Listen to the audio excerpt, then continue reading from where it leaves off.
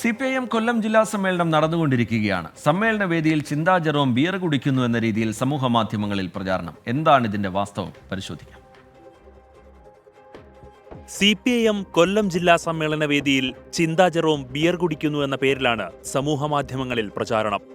പൊതിച്ചോറ് രാഷ്ട്രീയത്തിൽ നിന്ന് കുപ്പി രാഷ്ട്രീയത്തിലേക്ക് CPM എത്തിയെന്ന പരിഹാസത്തോടെയാണ് ചിന്തയുടെ ചിത്രങ്ങളും വീഡിയോയും സമൂഹമാധ്യമങ്ങളിൽ പ്രചരിക്കുന്നത്. CPIMന്റെ പുതിയ സമ്മേളന മാതൃകയാണോ ഇതെന്ന് മറ്റു ചിലരും ചോദിക്കുന്നു.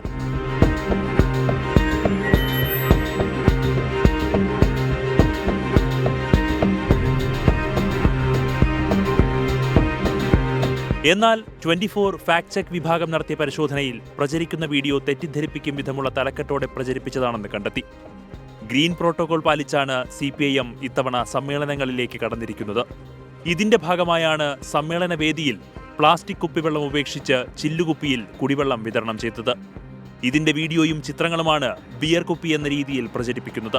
സൈബർ അധിക്ഷേപത്തിനെതിരെ ചിന്താ ജെറോം തന്നെ പരസ്യമായി രംഗത്തെത്തി.